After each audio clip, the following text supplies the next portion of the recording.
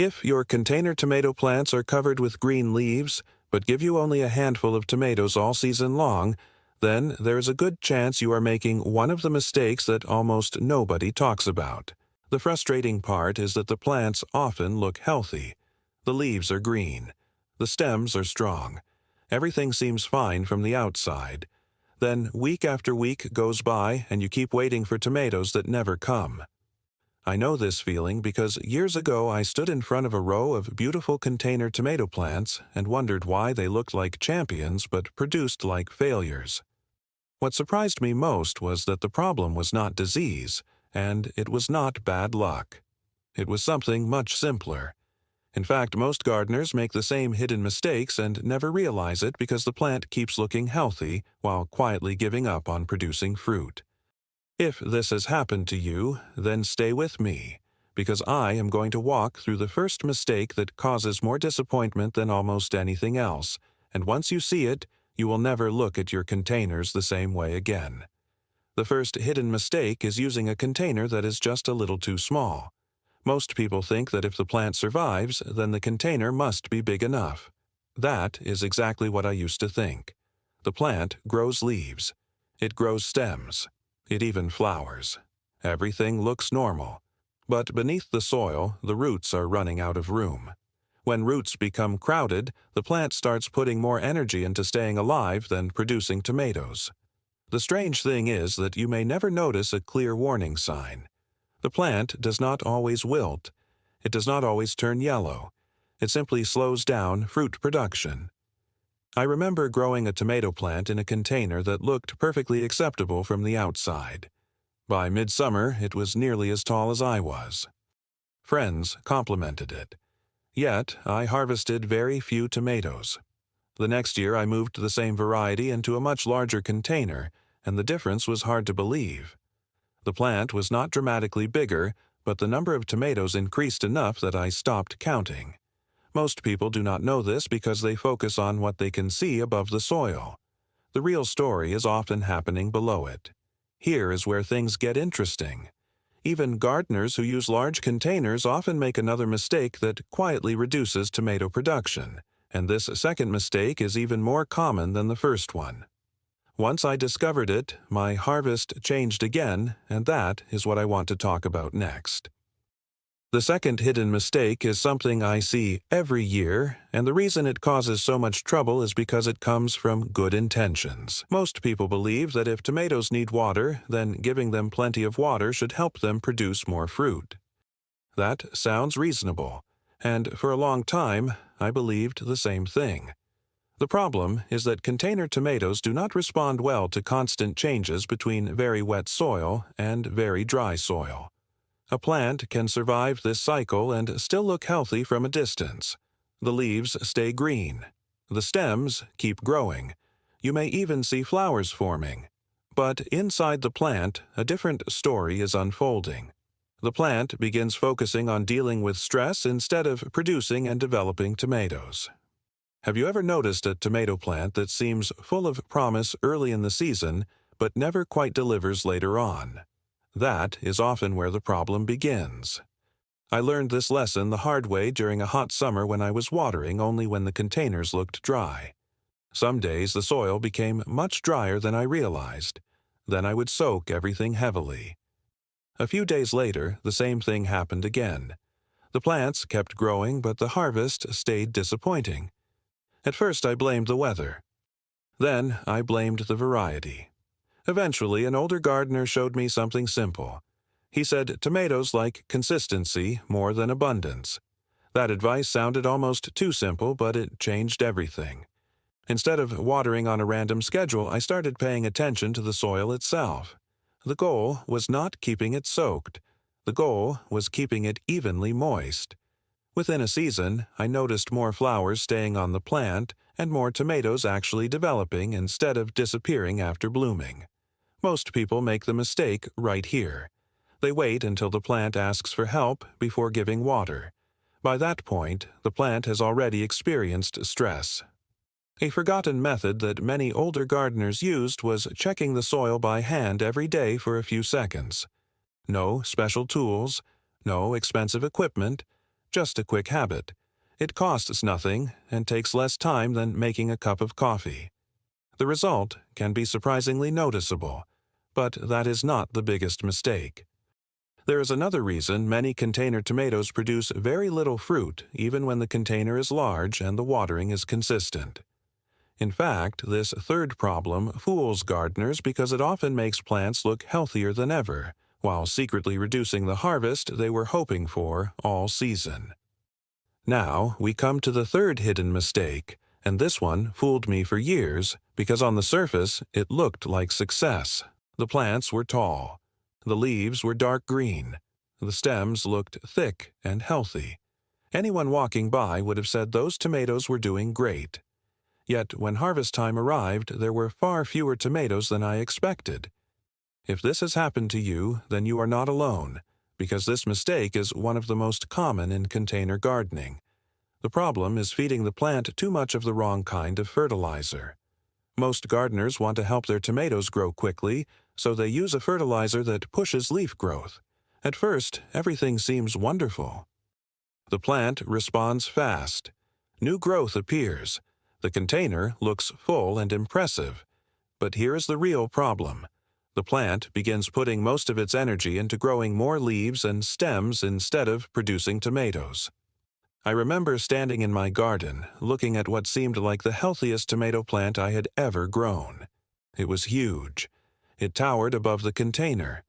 Yet when I counted the tomatoes, there were surprisingly few. That was the moment I realized that a plant can look strong and still fail to give the harvest you want. Many people never connect the two things because they assume more growth automatically means more tomatoes. It does not always work that way. An older gardener explained it to me many years ago. He said a tomato plant should not be judged by the size of its leaves. It should be judged by what ends up in your basket. That simple sentence stayed with me. From that point on, I became much more careful about feeding. Instead of trying to create the biggest plant on the block, I focused on supporting fruit production. The difference was noticeable. The plants still looked healthy, but they stopped wasting energy on endless leaf growth. More flowers developed into tomatoes, and more tomatoes reached harvest. What makes this mistake especially tricky is that many gardeners actually feel proud when they see all that lush green growth. I certainly did. It feels like proof that everything is working. That is why so many people miss the warning signs. Most people do not know this, but sometimes the healthiest-looking tomato plant is not the most productive one. Here is where things get interesting. Even after fixing the container size and watering correctly and avoiding excessive leafy growth, there is another hidden issue that can quietly cut your harvest. It happens during flowering, and many gardeners never notice it happening right in front of them. Once I understood this fourth mistake, my tomato harvest improved again, and the reason surprised me more than any of the others so far. The fourth hidden mistake begins when the flowers appear. Most gardeners get excited at this stage, and for good reason. Flowers seem like a promise that tomatoes are finally on the way. I used to feel the same excitement every season. Then something confusing would happen. The flowers would show up looking healthy and strong. A few days later, many of them would simply fall off. No tomatoes, no obvious problem. Just empty stems where fruit should have been growing. At first I thought it was bad weather. Then I blamed the seed variety. Later, I learned that many container gardeners are dealing with a pollination problem without realizing it. The plant can be healthy. The soil can be good. The watering can be right. Yet if pollination is weak, the flowers may never turn into tomatoes. This is especially common on patios, balconies, and quiet corners where there is very little movement around the plants. Years ago, I had several containers lined up beside a fence. They received sunlight and looked beautiful. The flowers appeared by the dozens. Still, the harvest remained disappointing. An experienced gardener asked me a simple question. He asked whether the flowers were being shaken by wind or activity during the day. I had never even considered that. Most people do not know this, but tomato flowers often benefit from a little movement. In larger gardens, nature usually handles this. In small container setups, sometimes it does not happen enough. The old method that was shown to me cost absolutely nothing. Every few days, I gently tapped the flower clusters during the morning. Nothing aggressive, just a light touch. I remember thinking there was no way something that simple could matter. Yet, over the following weeks, I noticed more flowers staying on the plant and more tiny tomatoes beginning to form. That small change produced a result I could actually see. Some gardeners swear by this method while others say nature should do all the work. There is still debate about it. All I can tell you is what happened in my own containers. The improvement was difficult to ignore, but here is something even more surprising. Sometimes gardeners solve all of these problems and still wonder why production remains low. The containers are large enough. Watering is steady. Fertilizer is under control. Flowers are setting fruit. Yet the harvest never reaches its full potential. The reason often comes down to one final mistake that hides in plain sight all season long. When I discovered it, I realized I had been overlooking something that was sitting right in front of me every single day. The fifth hidden mistake is one that many gardeners never suspect because it seems too ordinary to matter. In fact, I ignored it for years because I assumed my tomato plants were getting all the sunlight they needed. After all, the containers were outside. They were not sitting in a garage or under a roof. They were in the open air and looked perfectly healthy. That was enough to convince me everything was fine. The problem was that healthy growth and heavy tomato production are not always the same thing. A tomato plant can survive with less sunlight than it really wants and still produce plenty of leaves. The harvest is usually where the shortage shows up. I remember one season when several of my containers looked excellent. The plants were green and vigorous. Yet the number of tomatoes remained disappointing. I spent weeks checking watering habits and fertilizer schedules. Nothing seemed wrong. Then one morning I paid attention to the actual hours of direct sunlight reaching the containers. That is when I noticed something I had completely overlooked. A nearby tree had grown larger over the years. It was casting more shade than it used to. The change happened so gradually that I never noticed it. The plants were receiving less direct sun than before, and they were responding with fewer tomatoes. Most people do not know this because the plant does not always send a dramatic warning signal. It simply produces less. The old gardener who taught me many useful tricks used to say that tomatoes count sunlight like money. Every hour matters. At the time, I thought he was exaggerating. Later, I realized he was right. Once I moved the containers into a brighter location, the difference became noticeable. More flowers developed. More fruit formed. The plants did not suddenly double in size, but the harvest improved in a way that actually mattered. This is where many gardeners make a mistake. They judge sunlight by where the container sits at noon. What really matters is how much direct sunlight reaches the plant throughout the day. Sometimes a fence, a wall, a tree, or even another large plant quietly steals those hours. The frustrating part is that everything else can be done correctly, and this single issue still limits production. Here is where things get interesting. Once all 5 hidden mistakes are corrected, something unexpected often happens. Gardeners begin seeing changes that go beyond a larger harvest. The plants become easier to manage, and the entire season feels less frustrating. But there is one final lesson I learned after years of growing tomatoes in containers, and it ties all 5 mistakes together in a way that most people never consider until it is too late. After I finally understood these 5 hidden mistakes, I expected one thing. I expected more tomatoes. What I did not expect was how much easier container gardening became. For years, I treated every problem as a separate mystery. If tomatoes were not forming, I searched for one big answer. If flowers dropped, I focused only on the flowers. If growth seemed slow, I worried about fertilizer. What I eventually learned was that tomato plants rarely struggle because of one dramatic mistake. More often, they struggle because several small issues quietly build on each other. Each problem by itself may seem minor. Together, they can reduce production far more than most gardeners realize. That realization changed the way I garden. Instead of constantly reacting to problems, I started paying attention to simple habits that prevented them from happening in the first place. One of the most valuable old methods I was shown many years ago involved spending a few minutes with the plants every day. Not working on them, just observing them. Most people rush past their containers. They water quickly and move on. I used to do exactly the same thing. Then an older gardener told me something I never forgot. He said the best time to solve a problem is before it becomes a problem. At first, that sounded obvious. Later, I realized how true it was. When you spend even a few quiet minutes looking at your plants, you notice things early. You see when the soil is drying faster than usual. You notice when flowers begin appearing. You spot new shade creeping across the containers. You catch small changes before they become large disappointments. The interesting thing is that none of this costs money. There is no special product involved, no expensive tool, no complicated system. That is one reason I still like these older gardening habits. They are simple, they are practical, and they can be repeated season after season. Have you ever noticed how some gardeners seem to get reliable harvests year after year, while others feel like they are starting over every spring? Very often the difference is not knowledge, it is attention. Small observations repeated consistently create better results than occasional big efforts.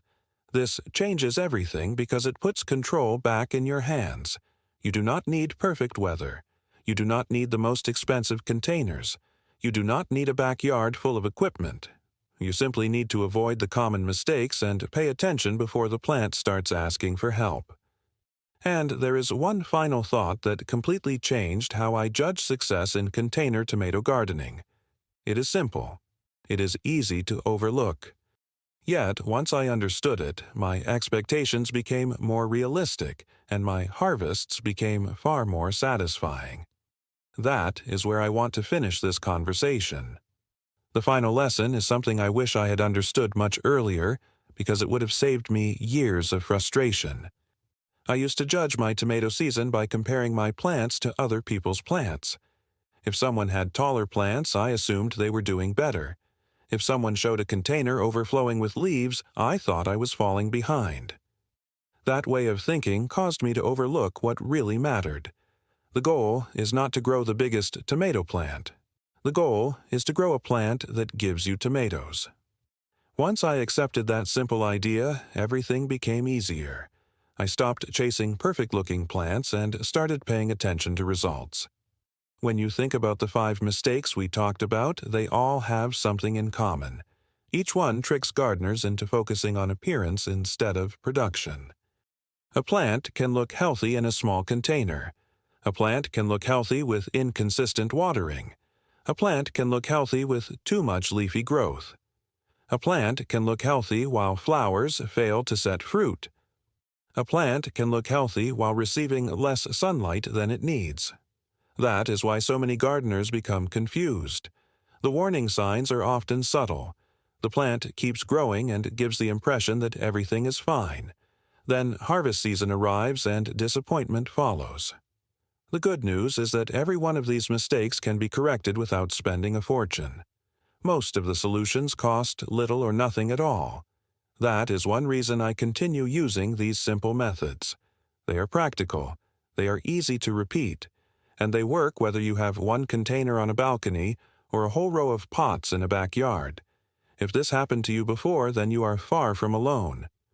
Almost every gardener has experienced a season when the plants looked wonderful, but the harvest never matched expectations. The difference is that now you know where to look. Start with the container. Check your watering habits. Avoid pushing too much leafy growth. Pay attention to flower production. Make sure the plants receive enough direct sunlight. Then give the plants a little time. Tomatoes rarely reward impatience, but they often reward consistency. I still find that one of the most satisfying moments in gardening is walking outside and seeing clusters of tomatoes where there used to be empty flowers. It reminds me that small changes can create surprisingly large results. And once you begin noticing those results, you start looking at every season differently. You stop guessing and start understanding what the plants are trying to tell you. That is when container gardening becomes less about luck and more about confidence. And the next time you see a tomato plant covered in healthy green leaves, you will know that the real question is not how good it looks. The real question is how many tomatoes it is preparing to give you.